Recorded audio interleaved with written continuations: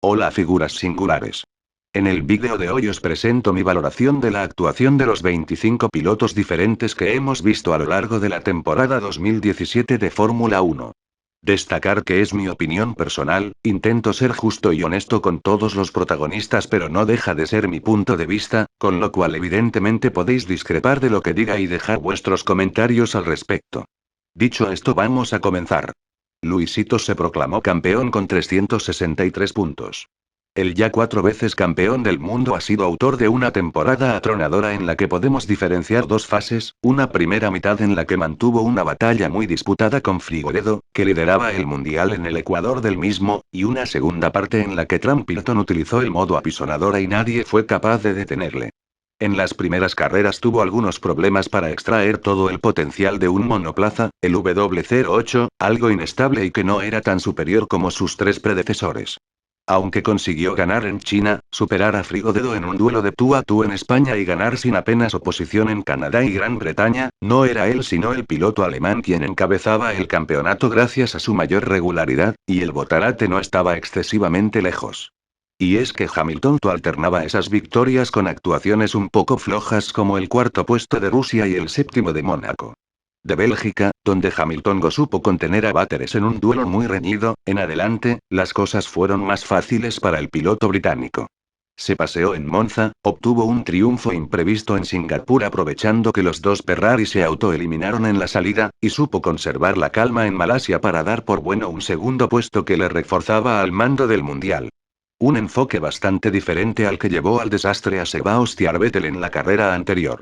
Tras volver a ganar en Japón, donde Ferrari falló de nuevo, y Estados Unidos, el título se convirtió en un mero trámite y lo selló definitivamente en tierras mexicanas. Por supuesto, también ha vencido a su nuevo compañero de equipo, con el cual se ha sentido bastante cómodo. Si bien en las primeras carreras mantuvieron un pulso muy competido, finalmente el Niga se impuso al botarate en 13 de las 19 qualis y 11 de las 19 carreras terminadas por ambos. En 2017 hemos visto un puzolanito que iba creciendo en sintonía con su coche, que también iba a más con el paso de las carreras, y su estado de forma aplastante tras la pausa de verano ha terminado encumbrándolo y otorgándole su cuarto campeonato, lo cual dejó en simples anécdotas pasajeras los tropiezos de Sochi y Montecarlo.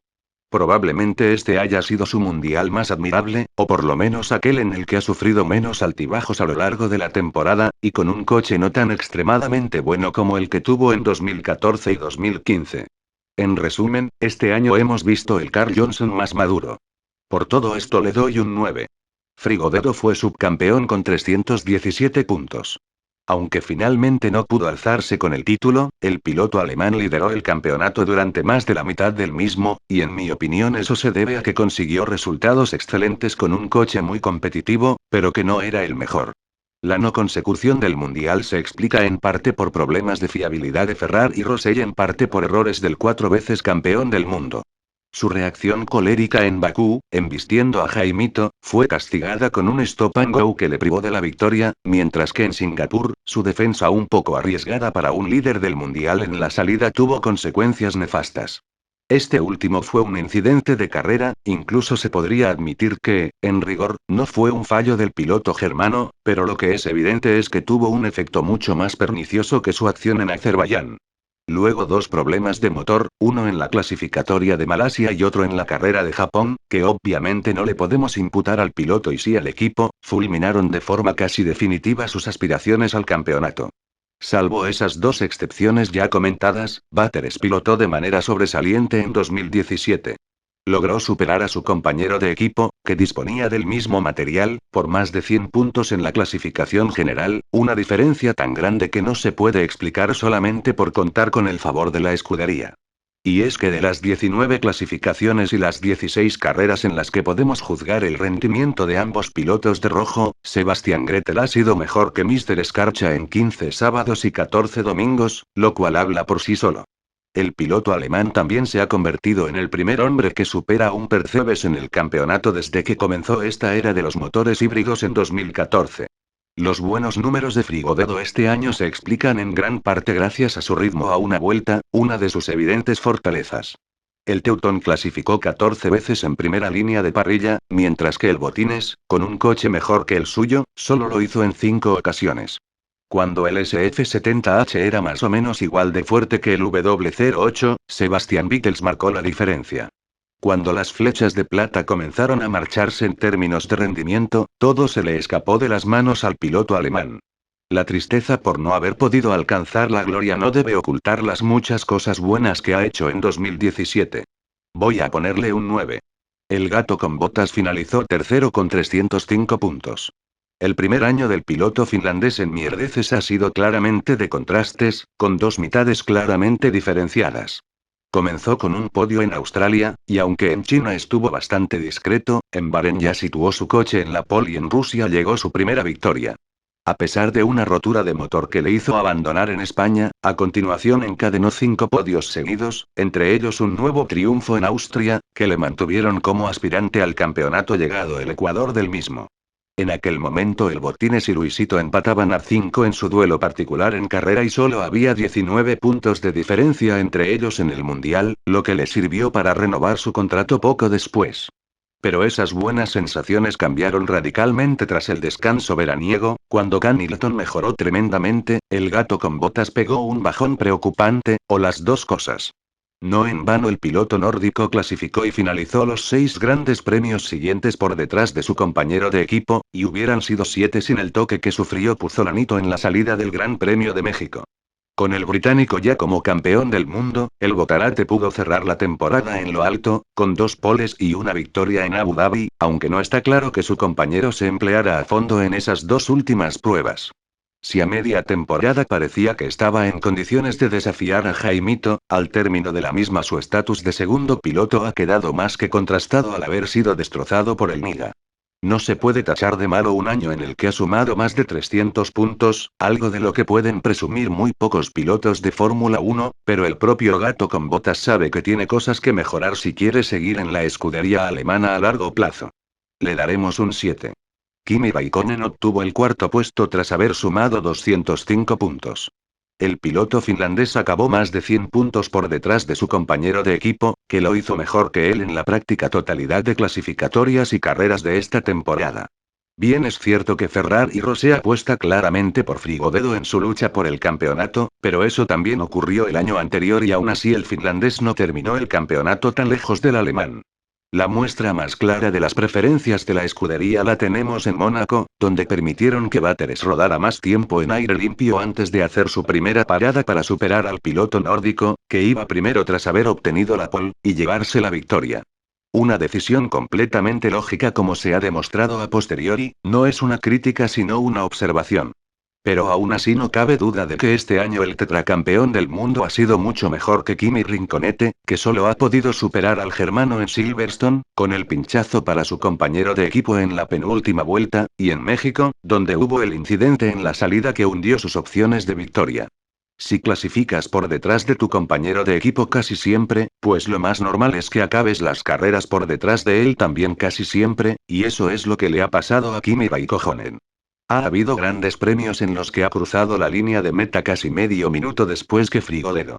También ha cometido algunos errores relevantes, por ejemplo las salidas de pista en los inicios de las carreras de Canadá y Japón, que le costaron unas cuantas posiciones. Como escudero ha desempeñado un papel más que correcto, cubriendo las espaldas de su compañero en Hungría y cediéndole el paso en Estados Unidos, pero creo que pocos podrán discutir que se le debe exigir algo más a un campeón del mundo que dispone del que ha sido el segundo mejor coche de la parrilla. Cerrar la temporada sin una sola victoria cuando tu compañero ha ganado en 5 ocasiones, y haber estado tan cerca de ser superado por un señor sonrisas que ha manejado un coche menos competitivo y fiable que el suyo, me parece algo muy significativo.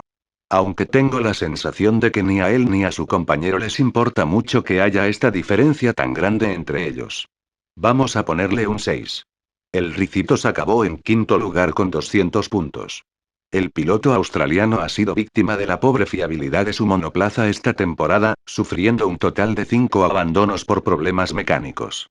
3 de ellos llegaron en las 4 últimas carreras del campeonato, lo que sin duda fue decisivo para que el Risas perdiera el cuarto lugar del mundial ante el congelador por solo 5 puntos.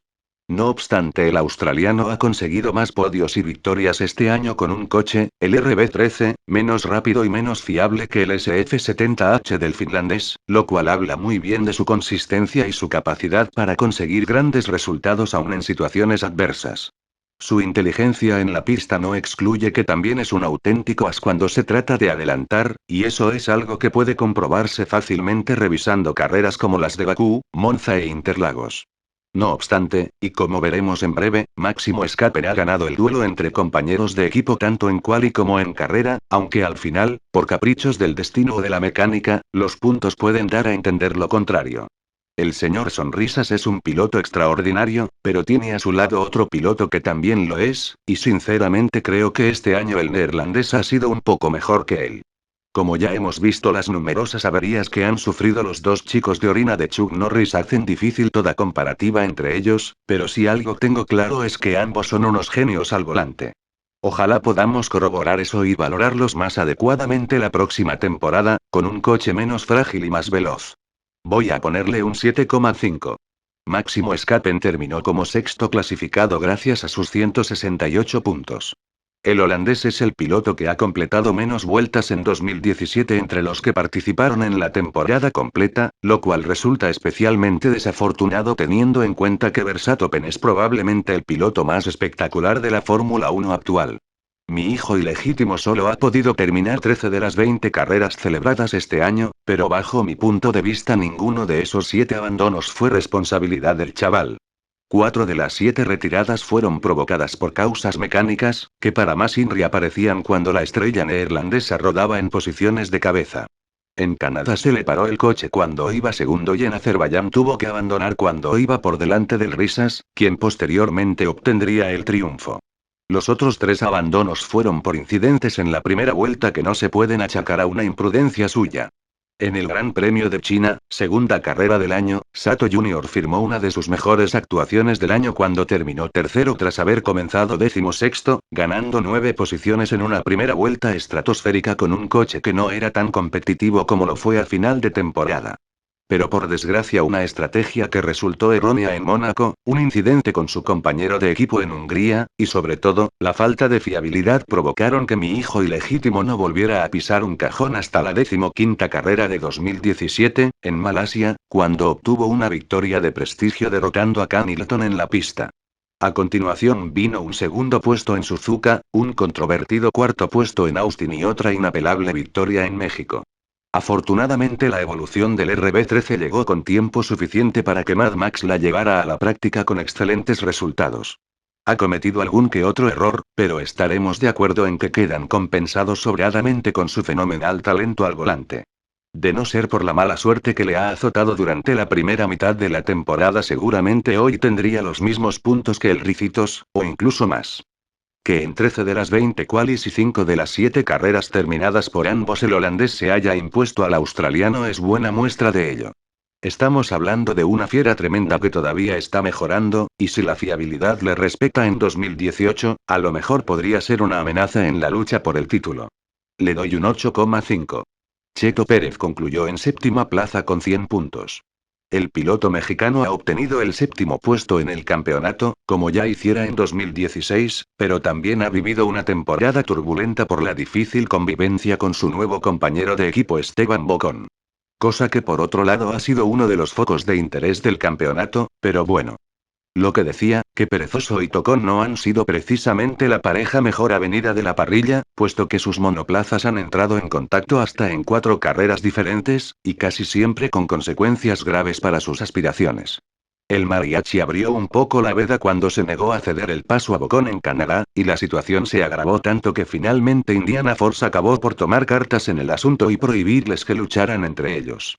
Más allá de todo este ruido a su alrededor, lo cierto es que Cheto Pérez ha protagonizado otra temporada digna de mención, francamente buena. En las primeras carreras, cuando el coche no era tan competitivo como lo terminó siendo, el mexicano sumó un buen botín de puntos que fue decisivo para imponerse a Esteban Tocón en la clasificación general.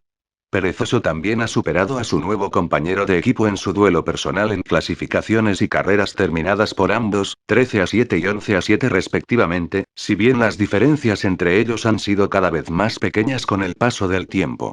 Pero el mariachi ha sido prácticamente tan regular y eficaz como Bocón, puntuando en 17 de los 20 grandes premios celebrados. Las excepciones fueron Mónaco, Azerbaiyán y Bélgica, donde toques con otros pilotos dejaron al mexicano sin puntos. Me parece que ha hecho una temporada bastante destacada, pues a fin de cuentas ha sido el mejor fuera de los 6 pilotos de los 3 grandes equipos, pero queda un poco el mal sabor de boca de que la guerra con su compañero de equipo se les fue de las manos a los dos y de no haber podido conseguir ningún podio cuando el año pasado subió al cajón en 2 ocasiones. Posiblemente también le penalice un poco el hecho de que casi todo el mundo, o todo el mundo, ya daba por hecho que el mariachi estaría por delante de Bocón, y así ha sido, pero con más apuros de los previstos. En fin, le pongo un 7,5. Esteban Bocón fue octavo con 87 puntos. En su primera temporada completa en la Fórmula 1 el francés ha dejado huella, erigiéndose como una de las revelaciones del año no solo por su rapidez sino también por su ambición y su madurez. El expiloto de Manor ha impresionado por su gran consistencia y sus pocos errores y le ha complicado la vida a Checo Pérez como muy pocos hubieran podido imaginar. La rivalidad entre ellos llegó a un extremo tal en el que luchaban como si fueran enemigos de toda la vida y no compañeros de equipo, con varios toques e incidentes que no vamos a repetir para no aburrir al personal. Centrándonos en el caso de Esteban Ocon, se ha ido convirtiendo en un problema cada vez mayor para el mariachi según iba avanzando la temporada, ya que con cada gran premio se aproximaba más a la velocidad del mexicano en las qualis. En este sentido debemos recordar el tercer puesto en parrilla que consiguió en Monza. Su mejor resultado en carrera han sido 2 quintas posiciones, logrando ser el mejor piloto a excepción de los Percebes, Ceguari y Fred Full en 3 pruebas consecutivas y 4 en total. Bocón ha puntuado en todas las carreras salvo en 2, Mónaco, producto de un accidente el sábado, y Brasil, donde se lo llevaron por delante en la primera vuelta, lo que puso fin a su récord de 27 carreras consecutivas terminadas para un debutante. Y sus resultados hubieran podido ser incluso mejores si él y Perezoso hubieran manejado mejor la situación en Azerbaiyán y Bélgica. No se ha dejado intimidar por su más experimentado compañero de equipo, y de hecho ambos han estado regularmente a un nivel muy similar. Uno podría argumentar que quizás hasta se excedió en la agresividad con él, por ser el recién llegado al equipo y esas cosas.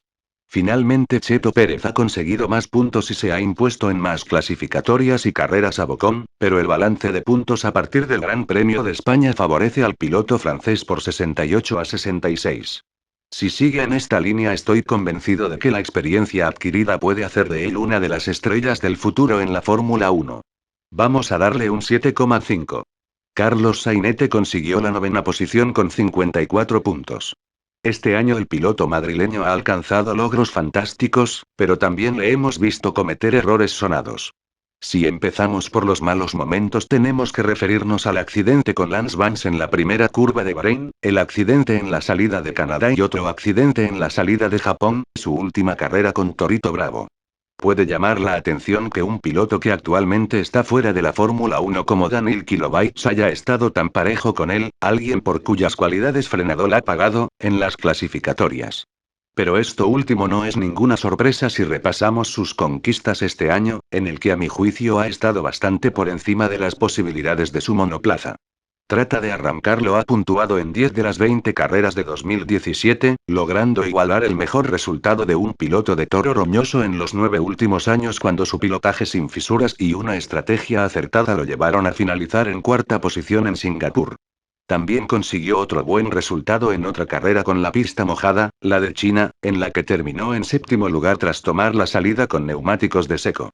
Pero el piloto español no solo ha destacado en condiciones mixtas, porque en Monte Carlo clasificó sexto y concluyó la carrera en esa misma posición, manteniendo a raya a Jaimito hasta el final. Su buen hacer le permitió dar el salto a frenador en las últimas carreras, donde obviamente el increíble Hulk se lo puso más difícil que Kuwait, pero aún así Carlos Sainete nos ofreció otra carrera para el recuerdo en Austin. Si no me equivoco es el primer piloto de Torito Bravo que da el salto a otra escudería de Fórmula 1 que no sea orina de Chuck Norris, lo cual ya te indica que el chaval está muy bien valorado. Tanto él como Hülkenberg han sido prácticamente la única baza de sus respectivos equipos en 2017 antes de convertirse en compañeros de equipo. Espero que Ruinol pueda ofrecerle un buen coche la próxima temporada, porque el futuro del piloto madrileño es muy prometedor. Le pongo un 7,5. El increíble Hulk fue décimo con 43 puntos. En su primera temporada con frenador, el piloto alemán se ha erigido como el estandarte del equipo, que es justo lo que pretendía la marca francesa cuando depositó su confianza en él. El balance final de su actuación en 2017 arroja unos números muy buenos, puesto que ha sacado lo mejor de su RS17, me crece el paquete, cuya competitividad ha sido muy variable en función del circuito, en varias ocasiones. Destacar un quinto puesto en parrilla y 4 sextos puestos en carrera como sus mejores resultados, una superioridad prácticamente absoluta sobre sus dos compañeros de equipo los sábados y que el 75% de los puntos conseguidos por el equipo llevan su firma. Evidentemente no hay color en la comparación con Julián Palmera, como veremos más adelante. Este año incluso ha podido obtener ese primer podio que tanto se le resiste, pero un error de pilotaje en Bakú y un problema mecánico en Singapur lo impidieron. La falta de fiabilidad ha sido uno de sus grandes enemigos en 2017, siendo la causa principal de que estuviera 6 carreras seguidas sin puntuar en la segunda parte de la temporada. Buena parte del mérito del sexto puesto de Ruinol en el Mundial de Constructores se lo debemos otorgar a Hülkenberg, cuyas prestaciones han sido notables, aunque evidentemente tanto él como su equipo no se conformarán con eso y querrán mejorar en 2018. Y esta vez con un piloto capaz de desafiarle a su lado, lo cual puede darle una motivación adicional para brillar. Le doy un 7. Felipe Farsa logró la 11ª plaza, también con 43 puntos. El piloto brasileño comenzó la que era su última temporada en la Fórmula 1 de una manera más que positiva, consiguiendo 2 sextos puestos en las 3 primeras carreras, por lo que parecía que su regreso había sido una buena idea. Pero a partir de ahí el año comenzó a ir de mal en peor para el paulista. En algunas ocasiones la mala fortuna le privó de conseguir mejores números, véase el accidente en la primera vuelta de Canadá o la rotura de la suspensión en Azerbaiyán, pero aparte de eso Massa de Pizza también comenzó a sufrir en las clasificatorias, con habituales eliminaciones en la Q2. En carrera también se pusieron de relieve algunos de sus defectos, como toques innecesarios con otros coches o sus dificultades en condiciones de mojado. Al final, cuando confirmó que definitivamente se retiraría de la Fórmula 1 al término de la temporada, obtuvo un sorprendente impulso que le llevó a ser séptimo en su última carrera en la categoría en Interlagos, finalizando el campeonato por delante de su compañero de equipo en la clasificación general. De hecho, el brasileño ha superado a Lance Vance en casi todas las qualis y las carreras de este año, aunque los mejores resultados los haya logrado el canadiense. Aunque ha conseguido menos puntos que en 2016, esta temporada del piloto brasileño me ha dejado unas sensaciones ligeramente mejores que en la anterior. Quizás eso sea porque no esperábamos casi nada de alguien que ya había decidido retirarse de la Fórmula 1, pero en cualquier caso creo que se ha despedido con una actuación más que decente. Le pondré un 6. El lancero Troll fue 12º con 40 puntos. Si tuviera que definir su temporada con una palabra, elegiría desconcertante, o enigmática. Lance Vance llegó a la Fórmula 1 tras haberse proclamado campeón de la Fórmula 3 europea de manera indiscutible, pero también con la etiqueta de piloto de pago, ya que su padre no solo le había comprado el asiento en Williams, sino que también había logrado organizar varios test privados para que el chaval rodara en los circuitos que no conocía. Y tras haber completado su temporada de debut en la máxima categoría, mi sensación es que ha dado argumentos tanto a sus defensores como a sus críticos. No pudo terminar ninguna de sus 3 primeras carreras, aunque al final solo abandonó en 4 de los 20 grandes premios del calendario. El joven canadiense tuvo 2 claros puntos álgidos en 2017. El primero fue en Bakú, donde terminó en tercer puesto y se convirtió en el segundo piloto más joven en conseguir un podio en la Fórmula 1. Aquella fue la única vez en todo el año que un piloto que no era de Mercedes, de Ferrari y Rosen y de orina de Chuck Norris subía al podio. Y tan cierto es que aquel día le acompañó la suerte, porque varios abandonos u otros problemas de pilotos que iban por delante de él le despejaron el camino hacia el cajón, como que él mantuvo la calma y no cometió errores cuando otros competidores no lo consiguieron. Y el segundo fue en Monza, bajo la lluvia, donde venció por méritos propios al gato con botas y a los Ferrari en clasificación, lo que sumado a las penalizaciones de los orina de Chuck Norris le convirtieron en el piloto más joven de la historia en lograr una primera línea. Esa también fue la única carrera en la que un coche que no era un Mercedes, un Ferrari Rosen y un Fred Fuhr salía desde la primera línea de la parrilla. Pocos podían imaginar que el mejor resultado de los Guillermos en quali y en carrera en 2017 lo obtendría el novato y no el veterano. Estos dos éxitos demuestran que el lancero Troll es un piloto con potencial, el problema es que por lo demás su temporada ha sido muy pobre. En la mayoría de grandes premios el canadiense estuvo bastante lejos del ritmo de un piloto como Felipe Farsa, que ya no es que estuviera en el ocaso de su carrera ni que sus mejores años fueran cosa del pasado. Es que el brasileño ni siquiera habría competido en 2017 y ya llevaría un año retirado de no ser por las circunstancias que todos conocéis. Lance Van solo ha superado a Massa de Pizza en 3 clasificatorias y 4 carreras de 20 posibles. Y así como otros debutantes han ido recortando esa desventaja según iba avanzando la temporada, el canadiense no ha podido acercarse a su compañero de equipo. Su inconsistencia me ha resultado muy llamativa, en mi opinión ha sufrido demasiados altibajos. Para ser más exactos, los malos momentos han sido bastante más habituales que los buenos. Por lo visto este año creo que el chico tiene talento, pero está más verde que un cogollo recién cortado. Me parece que ha llegado demasiado pronto a la Fórmula 1 y que debería haberse curtido en categorías de promoción, pero ahora ya es tarde para eso. Como curiosidad destacar que el canadiense es el piloto que ha ganado más posiciones en la primera vuelta de las 20 carreras celebradas este año, 38 en total. En otras circunstancias posiblemente sería más generoso con Lance Vance, pero con las facilidades que ha tenido, a mi entender debe dar más de sí. Lo puntuaré con un 4. Romano Grosero finalizó 13º con 28 puntos. El piloto francés, tan famoso antaño porque destrozaba más coches que sillas rompefalete, ahora se le distingue por sus quejas en mensajes de radio. Cuando el coche iba bien, el piloto nacido en Ginebra solía responder con buenas actuaciones, siendo frecuentemente más rápido que su compañero de equipo en clasificación y terminando más carreras en los puntos. En Mónaco y Austria, 2 circuitos en los que el monoplaza estaba a la altura, se metió en la Q3 y terminó octavo y sexto respectivamente. Pero cuando las cosas se torcían, o cuando él consideraba que se torcían, las consecuencias eran patentes. Sirva como ejemplo la carrera de Estados Unidos, en la que el piloto francés solo pudo ser 14º tras intentar sin éxito un largo stint con neumáticos blandos, y su descontento llegó hasta tal punto que el propio jefe de equipo intervino en las conversaciones de radio para decirle que se callara.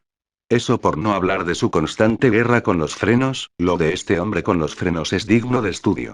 Es evidente que algo falla en esta combinación coche-piloto, o el francés es un bruto que destruye discos de freno con la mirada o el monoplaza no está en condiciones de pasar la ITV, joder. Posiblemente Ramón el Confidente soñaba con una llamada de Ferrari y Rossi en el equipo italiano dejaban de confiar en Kimi Raikkonen, pero con temporadas como esta el piloto francés ha sido más noticia por causas no deseadas que por sus buenas actuaciones. Tampoco quiero decir que lo haya hecho mal, cuando muestra su mejor versión es capaz de hacer grandes cosas, pero de poco le sirve si no mejora cuando tiene el viento en contra. Le voy a poner un 5,5. Kevin Magnético terminó en 14º lugar con 19 puntos. Si podemos extraer alguna conclusión de la primera temporada del piloto danés con el equipo Haas es que no ha pasado inadvertido.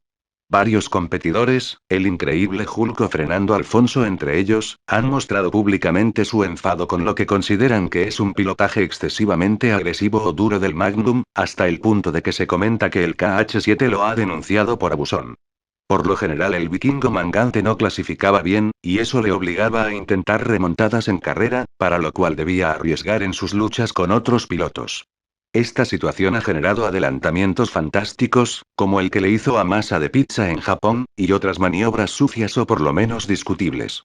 El piloto nórdico fue derrotado por Romano Grosero en su duelo particular de qualis y también en la clasificación final del campeonato, aunque por lo menos en apariencia el francés sufría más ante los problemas de su monoplaza. Y si bien es cierto que Ramón el Confidente sumó más puntos y puntuó más veces que Kevin Magnético, esta historia podría haber sido diferente si la fiabilidad no hubiera traicionado al piloto danés tanto el sábado como el domingo en el Gran Premio de Austria, mientras que el francés sí pudo sacar tajada y obtener un valioso sexto puesto en el circuito en el que mejor respondía el coche. El mejor resultado del Magnum en 2017 fue el séptimo puesto que logró en Azerbaiyán, además de 3 octavas posiciones. No ha deslumbrado pero ha sido más consistente y ha estado más a la par de su compañero de equipo de lo que puede parecer. Si es capaz de mejorar en clasificación y le acompaña la fortuna el próximo año podrá poner en apuros a Romano Grosero. Le daré un 5,5. Fernando Alfonso obtuvo el 15º puesto con 17 puntos. El piloto asturiano ha completado otra temporada frustrante para él, sin opciones de poder luchar por las primeras posiciones debido a la precariedad del motor que utilizaba su monoplaza. Ante una situación tan decepcionante como esta, es decir, que un piloto que ha sido 2 veces campeón del mundo de Fórmula 1 tenga un coche, o más que un coche, un motor mediocre, rara era la vez en la que frenando a fondo podía destacar mínimamente, aunque fuera con algo que puede parecer tan poco como puntuar. Pero el año del ovetense en la Fórmula 1 no se limita solo a penalizaciones por cambios de motor y fallos mecánicos, que los ha habido y no han sido pocos, sino que también incluye algunas demostraciones dignas de un piloto de su calibre.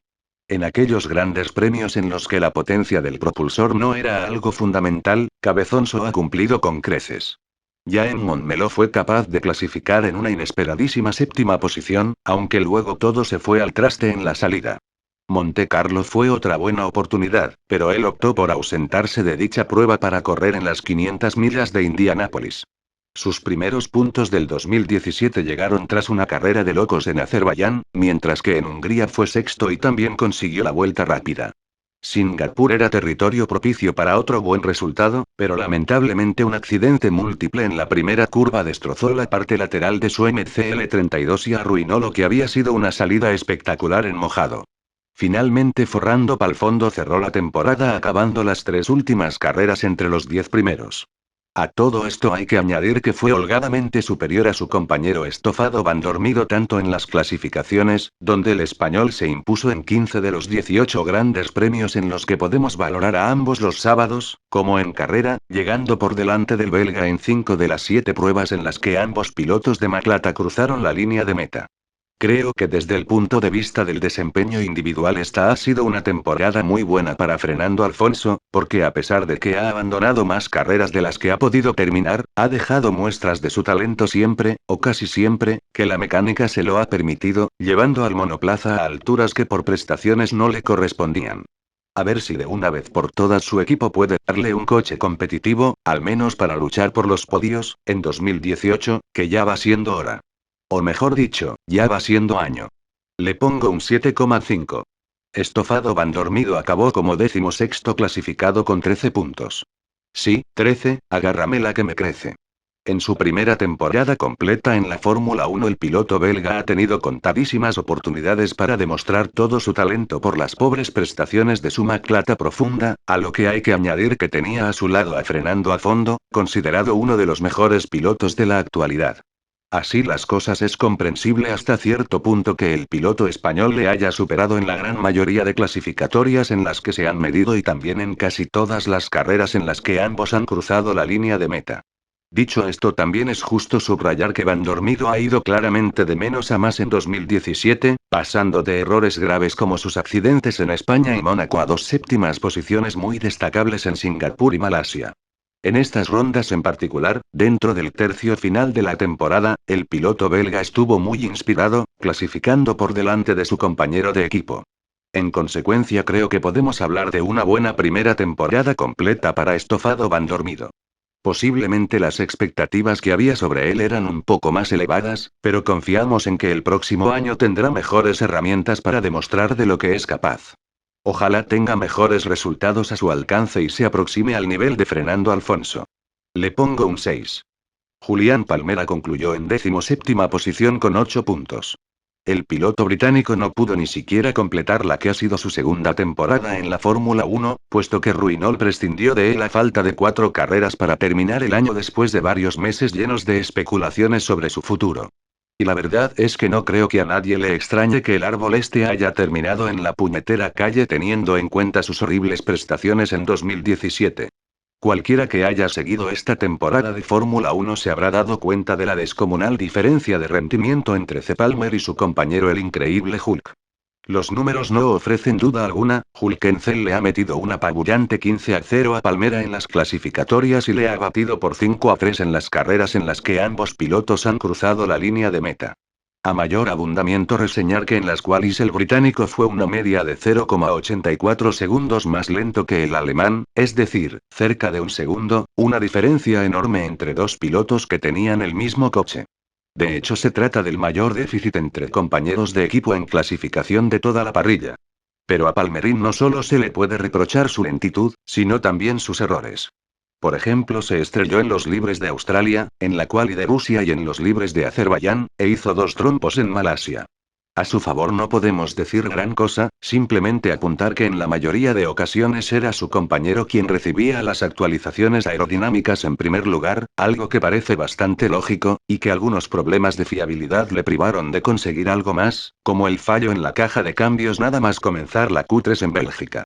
Sus primeros y únicos puntos de la temporada llegaron en una carrera caótica en Singapur, donde salió un décimo y se benefició de los 3 abandonos que hubo en la salida para obtener un sexto puesto. Pero ya era demasiado tarde para él, porque solo le quedaron otros 2 grandes premios con frenador antes de que Carlos Sainete le reemplazara.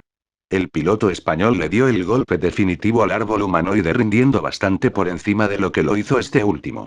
Resumiendo, una actuación espantosa, con muy pocos aspectos positivos que rescatar aún aceptando que quizás le faltó algo de suerte en determinados momentos. Este hombre solo podría volver a la Fórmula 1 para adornar el paisaje metido en una maceta. Le pondré un 4. Pascual Berlín fue 18º con 5 puntos. 5, por el culo te la hinco. Evidentemente esta no ha sido una temporada nada fácil para el piloto alemán, que no solo tuvo que lidiar con la miseria de tener en sus manos el peor coche de la parrilla, sino que también sufrió una lesión en el cuello que le obligó a ausentarse de las 2 primeras carreras del año. Pero cuando regresó en Bahrein despejó rápidamente las dudas al clasificar cómodamente por delante de Sonny Eriksson y quedarse a un paso de puntuar, y en Montmeló obtuvo sus primeros puntos en 2017 y también su mejor resultado del año al terminar en un octavo puesto que hubiera podido ser un séptimo sin una penalización de 5 segundos. Una ambiciosa y arriesgada apuesta estratégica dio sus frutos en España, pero este milagro ya no se iba a repetir en el futuro. Pascual Berlín fue claramente más veloz que Paquet Eriksson en la mayoría de qualis y carreras, aunque seguramente muchos auguraban una superioridad más holgada del piloto alemán sobre el sueco. Sus esfuerzos con la carraca de Sauber no bastaron para permanecer en el equipo suizo, algo que sí ha conseguido su compañero a pesar de que esta es su segunda temporada consecutiva sin puntos. En líneas generales creo que ha estado bien, pero no tanto como creía en enero. Le voy a dar un 6. Daniil Kilobytes terminó en 19º puesto con 5 puntos. Al igual que Julián Palmera, el piloto ruso también concluyó la temporada antes de lo previsto, cuando perdió su asiento porque el equipo le bajó del monoplaza. Hay algo en lo que Kibito ha demostrado ser mucho mejor que su colega de Frenadol, por lo menos este año. Me refiero a sus actuaciones en clasificación, ya que mientras Palmera fue humillado por Hülkenfeld, Kuwait perdió ante su compañero Carlos Sainete por un 8-6 notablemente más ajustado. En este apartado la lucha en el sí de Torito Bravo ha sido muy reñida, pero en carrera la historia ha sido muy diferente. Demasiado diría yo. La comparativa en las carreras arroja un saldo de 6-1 a favor de Trata de arrancarlo, y lo que es aún más sangrante, 48-4 también para el madrileño en puntos conseguidos. Este dato es demoledor y entierra en estiércol a Kuwait. Desde luego los problemas mecánicos no le han ayudado, pero su capacidad para cometer errores parecía no tener fin, ya que metía la pata con demasiada frecuencia. Acordaos de las carreras de Austria y Gran Bretaña, en las que Kilobytes provocó sendos accidentes en la primera vuelta, y para más INRI en esas imprudentes colisiones dejó fuera de combate a Máximo Verstappen y a Carlos Sainete respectivamente. En Singapur tenía una buena oportunidad de sumar puntos, pero sus opciones se quedaron estrelladas contra las protecciones. Así las cosas, no es de extrañar que a orina de Chuck Norris se le acabara la paciencia y dijera basta incluso antes de poner el punto final a la temporada. Para ser sinceros, esto era la crónica de un despido anunciado desde que Verstappen ocupó su lugar en Red Bull, dado que ya nunca recuperaría su mejor versión. A pesar de su juventud, se intuye francamente complicado que el piloto ruso tenga una nueva oportunidad de correr en la Fórmula 1. Le voy a dar un 4. Sonny Eriksson fue 20º con 0 puntos. 0 patatero, un 0 de los que ruedan. Por segundo año consecutivo, el paquete sueco no ha podido sumar un solo punto en una temporada completa de Fórmula 1, pero eso no ha impedido que sea confirmado por la escudería suiza para 2018. A nadie se le escapa que esta decisión obedece más a criterios económicos que deportivos, ya que el dueño mayoritario de Sauber es una empresa que pertenece a la misma persona que financia la carrera deportiva de Paquet Eriksson a través de Tetra Pak. No obstante, y si tengo que ser honesto, el piloto nórdico hubiera podido puntuar en alguna carrera con un poco de fortuna. En Bakú terminó justo por detrás de su compañero de equipo, que se llevó el último punto en disputa, tras haberle cedido el paso porque tenía el fondo plano del coche dañado, mientras que en México rodó en posiciones más que correctas durante varias vueltas antes de sufrir una rotura de motor. Además resistió mejor de lo que se podía prever la comparación con Pascual Wehrlein, del cual muchos esperábamos que le pusiera el culo fino a Sonny Eriksson. El piloto alemán derrotó al sueco por 11-7 en clasificación y 7-4 en los 11 grandes premios que finalizaron ambas tuneladoras. Paquet Eriksson ha ido claramente de menos a más en la cual y a lo largo de la temporada, pero también la ha pifiado en más de una ocasión, como por ejemplo en Suzuka, una carrera que acabó en tortazo contra las protecciones. Claro que si hablamos de errores de bulto tenemos que hacer referencia a su accidente en Mónaco con el safety car en pista. Es difícil valorar con precisión su desempeño en un año en el que ha estado languideciendo en el fondo de la parrilla con un hierro, llamado C36, que usaba motores del 2016, aunque como ya he comentado creo que no lo ha hecho tan mal como se podía prever. Claro que en el veredicto final también pesa mucho el hecho de ser el único piloto que no ha puntuado habiendo disputado todas las carreras. También le pondré un 4. Pedro Gasly logró la 21ª plaza con 0 puntos. El piloto francés ha debutado esta temporada en la Fórmula 1 de la mano de Torito Bravo, que optó por él para sustituir a Daniil Kilobytes. El primer piloto Pokémon de la historia de la máxima categoría solo ha competido en 5 carreras, logrando cruzar la línea de meta en todas ellas con un 12º lugar en Brasil como mejor resultado. Creo que eso merece ser destacado, ya que los problemas de motor de su monoplaza han limitado bastante sus posibilidades de aprender en sus primeros pasos en la Fórmula 1. No obstante, y en vista de las circunstancias, prefiero no ponerle ninguna nota y valorarlo el próximo año. Antonio Ragazzi consiguió el 22º lugar, sin haber sido capaz de puntuar. El piloto italiano corrió en las 2 primeras rondas del año, Australia y China, reemplazando a Pascual Wehrlein. Aunque apenas pudo rodar en el Albert Park antes de afrontar su primera quali y su primera carrera, el piloto reserva del equipo suizo protagonizó un debut bastante satisfactorio, quedándose muy cerca de su compañero de equipo en la clasificatoria y terminando la carrera en 12º lugar. En cambio China fue todo un fiasco ya que sufrió 2 accidentes en la recta de meta, uno el sábado y otro el domingo. Lo dejamos sin una nota en concreto. Benjamín Corazón de Ley acabó como 23º clasificado con 0 puntos.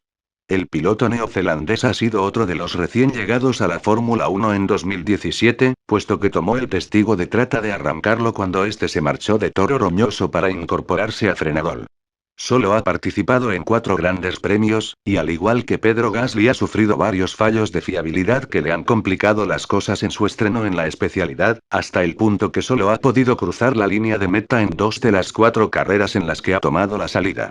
Tampoco me voy a pronunciar calificando su actuación con una nota determinada, me parece que será mejor juzgarlo en 2018. Paul Di Suma fue 24º, también sin ningún punto. El escocés, piloto reserva de Williams, solo corrió en Hungría por la enfermedad de Felipe Guasa. Sin apenas tiempo de preparación el antiguo piloto de fuerza indígena no logró eludir la última posición en la clasificatoria, y tampoco en la carrera, antes de tener que abandonar por avería, pero al menos no destrozó el monoplaza contra algún muro. Al igual que con los 3 últimos creo que lo mejor es no ir más allá en la valoración. Y finalmente el butanero finalizó en 25ª y última posición, obviamente con 0 puntos. El campeón del mundo de 2009 regresó a la Fórmula 1 en Mónaco para sustituir a Fernando Alonso, e hizo un buen papel el sábado llevando al McLaren a la Q3. Sin embargo, esos esfuerzos se quedaron en nada cuando una penalización por cambio de motor le hizo retroceder hasta el fondo de la parrilla, y ya en carrera, no pudo progresar desde esas últimas plazas y concluyó su jornada con una ambiciosa y desesperada maniobra sobre Pascual Wehrlein. Sí, a él también lo dejaremos sin calificar. Hasta aquí mi valoración de los pilotos de 2017. Espero que os haya gustado, o al menos que haya sido de vuestro interés, porque varios de vosotros ya me estabais pidiendo este vídeo, así que si sois uno de estos espero que no os quejéis porque es demasiado largo. No haberlo pedido, jajajajajaja. En fin, espero leer vuestras opiniones en la sección de comentarios. Saludos y felices fiestas a todos. Un tío que asume este papel de títere, de ridículo y de espantapájaros es un desgraciado, carajo. Es verdad, hombre.